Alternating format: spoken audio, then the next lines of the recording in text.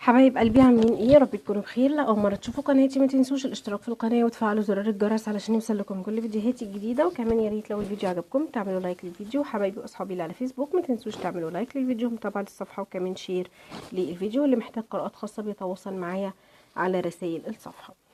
النهارده هنعمل مع بعض قراءه. هنشوف الشخص اللي انت معاه في علاقه عاطفيه ناوي لك على ايه، بيفكر لك في ايه. هنكتشف كل نواياه الحقيقيه. هل هو مخبي نوايا تانية غير النوايا اللي بيظهرها في عقله الباطن؟ هنشوف نوايا عقله الباطن وكل اللي بيدور في قلبه وعقله. بسم الله، انت متعرفوش.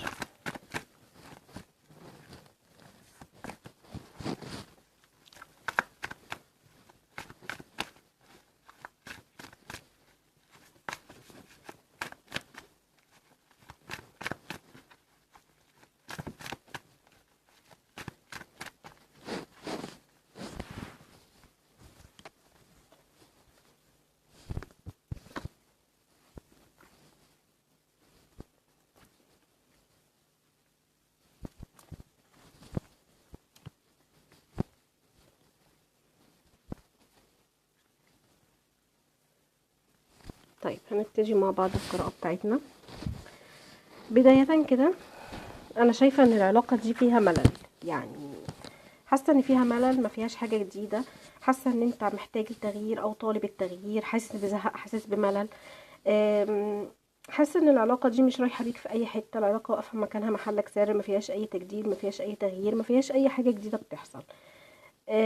شايفاك برضو يعني دايما بتسأل نفسك، بتقول ايه التغيير اللي ممكن نعمله في العلاقه دي، او ايه التغيير اللي ممكن يحصل في العلاقه دي علشان احساس الملل او الزهق ده يروح. بس المشكله اللي انت طول الوقت انت بتسأل نفسك، بتتكلم مع نفسك، مش بتقول للطرف التاني او مش بتسأل الطرف التاني او مش بتاخد رأي الطرف التاني. تمام. انا شايفاك منتظر، مستني تشوف ايه اللي هيحصل، ايه التطورات اللي هتحصل في العلاقة. أم، يعني انا شايفة ان العلاقة دي فيها مطبات كتير، فيها ازمات كتير، فيها خلافات كتير. خلافات ما بينك وما بينه. وشايفة كمان ان المشاكل اللي ما بينك وما بينه ممكن كانت بتحصل على اتفه الاسباب، ممكن تكون اسباب بسيطة جدا او هايفة جدا، لكن يعني بتكبروها او يعني بتعملوا من الحبة قبة كده زي ما بيقولوا. تمام. فزي ما بقول لكم شايفة في لخبطة وشايفة في مشاكل في العلاقة دي. شايفة ان انت بتدي الشخص ده حب واخلاص ومشاعر، وبتديله جزء كبير جدا من حياتك، ومستني منه المقابل، مستني منه نفس الحب، نفس الاهتمام، نفس التقدير اللي انت بتديهوله. انت حاسس ان الشخص ده مؤثر معاك بصورة كبيرة جدا، وحاسس ان انت بتدي اكتر ما بتاخد بكتير. انا شايفة ان الشخص ده مهتم شوية بحياته العملية او المهنية. بيدي طاقته اكتر لشغله او البيزنس بتاعه، بيفكر في مستقبله يمكن اكتر منك واكتر من العلاقة. شايفة عنده ضغوط برضو وعنده مسؤوليات مخلياه طول الوقت مش عارف يبتدي منين، مش عارف يعمل ايه، مش عارف يروح فين ولا عارف يجي منين. فعايزة اقولك لو انت حاسس ان هو متغير معاك او عنده لا مبالاة، فعلشان يعني هو عنده طاقات سلبية، يعني عنده طاقات سلبية قوية جدا مؤثرة عليه ومخليه يعني مؤثرة كمان على العلاقة. تمام. طيب الشخص ده عنده احساس بتأنيب الضمير، عارف ان هو اتصرف معاك باسلوب غير مناسب او اهملك، او ان هو قالك كلام يعني ملوش لازمة ساعة عصبية.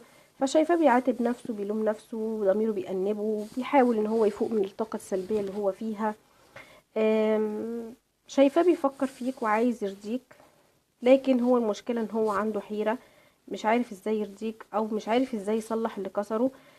شايفاه ان هو بيفكر في حاجات كتير جدا، بيفكر في اكتر يعني اكتر من شيء في وقت واحد، وعلشان كده مش قادر يوصل لحل. اللي بيفكر في كذا حاجة في وقت واحد ما بيقدرش ان هو يوصل لحاجة.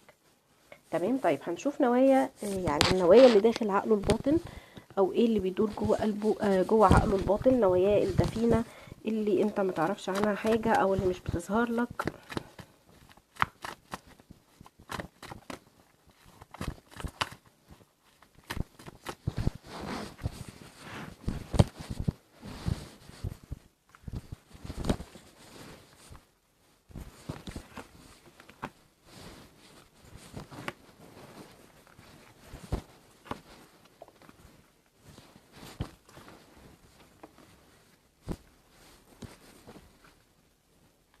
تمام.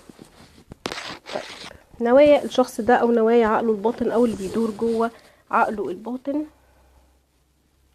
الشخص ده عارف ومتأكد ان انت نصه التاني او انت شريكه العاطفي. تمام. علشان كده هو معتقد او حاطط في دماغه ان انت لازم تتحمل كل المشاكل اللي بتحصل ما بينك وما بينه، لازم تتحمل كل تصرفاته، كل غلطاته، كل سلبياته، لازم تتحمل لان انت نصه التاني او شريكه العاطفي. تمام. وانتوا الاتنين بتكملوا بعض، فلازم ان انتوا الاتنين تستقبلوا بعض وتتحملوا سلبيات بعض. فهو شايف ان ده اساسي، ان انت لازم تتحمل سلبياته وتتحمل مشاكله. تمام.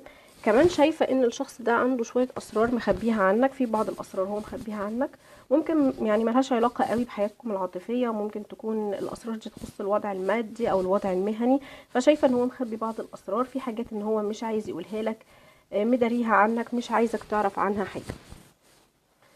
شايفة ان الشخص ده يعني بيعدي بوقت صعب جدا بقاله فترة، ويعني مخبي عليك او مش عايزك ان انت تعرف عنه حاجة، مش عايز يبين لك اللي جواه، مش عايزك تعرف عنه حاجة. هو شايف ان انت يعني لو عرفت المشاكل اللي عنده او ما عرفتوش يعني مش هيفيد العلاقة في حاجة، ولا هيفيدك ولا هيضرك في حاجة، فشايف ان ملوش لازمة. تمام. لكن هو مش فاهم ان المشاكل دي ضغط عليه وضغط على العلاقة ومأثرة عليه ومأثرة على العلاقة. تمام. يعني مأثرة برضو عليك تأثير سلبي. شايفة ان الشخص ده طول الوقت بيحاول ان هو يهرب من اي مواجهة او ضغوط اكتر من الضغوط اللي عنده. مش عايزك كمان تعرف ايه اللي مزعله، ايه اللي شغله، ايه اللي جواه. شايفاه بيهرب طول الوقت من يعني ان انت تسأله. هو مش عايزك ان انت تسأله طول الوقت، ان هو بيهرب من الاسئلة. تمام. بيحاول يهرب بكل الطرق لانه مش عايزك تدخل في تفاصيل وتتكلم معاه وتناقشه وتجادله. هو مش عايز الكلام ده، لان زي ما قلت لك هو يعني عارف ان ده مش هيجد جديد يعني مش هيفيد العلاقة بحاجة، لا هيفيدها ولا هيضرها. تمام. شايفة ان الشخص ده حاسس ان هو مش قادر ان هو يظبط حياته العاطفية غير لما يظبط وضعه العملي او المادي او ظروفه او الاوضاع اللي هو فيها. تمام. انت بالنسبة له كل حاجة فيك عاجباه، ونصه التاني هو بيحبك وعايز يرتبط بيك وعايز يكون معاك وكل حاجة ما بينكم كويسة. لكن هو بيقول لنفسه انا ازاي هكون مبسوط وازاي هكون مرتاح مع شريكي او مع حبيبي وانا مش مبسوط في شغلي او مش مبسوط في وضعي المادي او مش مبسوط في حياتي العملية. مش عايز يكون صاحب بالين كده زي ما بيقولوا. تمام. فعلشان كده هو ممكن يكون صامت او واخد طاقة الصمت، وحاسس ان طاقة الصمت دي هتكون احسن حاجة ان هو ممكن يعملها الفترة دي. على الاقل مش بيجرحك، مش بيقسى عليك، مش بيغلط في حقك، مش بيضغط عليك، مش بيقولك كلام ملوش لازمة. بس هو مش عارف، يعني في نفس الوقت هو دلوقتي ساكت، لكن مش عارف هو هيفضل ساكت لحد امتى. تمام. يعني هو برضو عايز يعرف امتى هيتكلم معاك ويعبر عن مشاعره ويطلع اللي جواه. مستني حاجة تحصل، هو في طاقة انتظار، مستني حاجة تحصل. هو بيفكر، منتظر، ولكن للأسف مش لاقي مخرج من التفكير او من المشاكل اللي ما بين اللي حاصلة في حياته او اللي محوطاه. لكن هو متمسك بيك وعارف ان انت مصدر السعادة بالنسبة له، وان انت الشيء اللي بتسعده وانت الشيء اللي بتبسطه. لكن شايفاه ان هو عايز يعني يفتح قلبه لكن مش قادر. عايز يقولك انا عندي مسؤولية، انا عندي ضغوط، انا عندي مشاكل كتير. يعني مستني ان انا احلها علشان ارتبط بيك او اخد خطوة ناحيتك، لان انا عارف ان حياتي مش هتكمل غير معاك، ومش هكون مبسوط غير وانا معاك. تمام. طيب هنسحب كوريك تاني برضو ونشوف.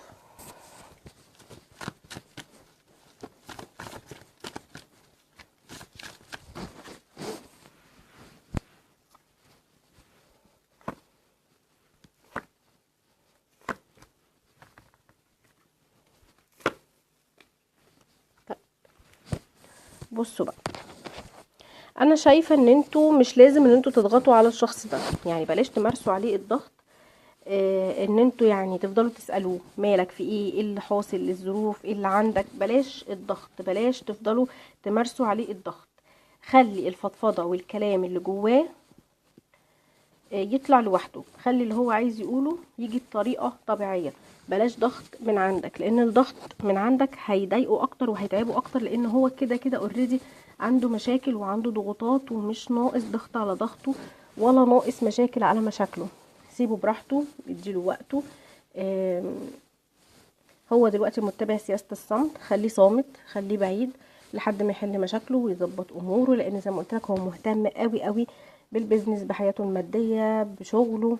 فسيبه يظبط اموره، يظبط اوضاعه، ويشوف هو هيعمل ايه ومنين ما يحب يفضفض او يتكلم ويرجع لك. انت عليك ان انت تستقبله وتدعمه وتسمع منه، وتستحمله، لان زي ما قلت لك هو يعني عارف ان انت شريكه العاطفي، وده دورك اللي انت لازم تقف جنبه وتساعده وتسامحه وتسمعه وتحتويه، وتعمل كل اللي هو يعني الواجبات اللي عليك كشريك عاطفي او كحبيب. تمام. فبلاش سياسة الضغط، سيبوه لحد ما هو يفتح قلبه ويتكلم لوحده. تمام. طيب حبايب قلبي، دي كانت قراءتنا النهارده، اتمنى يا رب انها تكون عجبتكم. يا ريت لو الفيديو عجبكم ما تنسونيش في لايك وشير وكومنت حلو، وباي باي.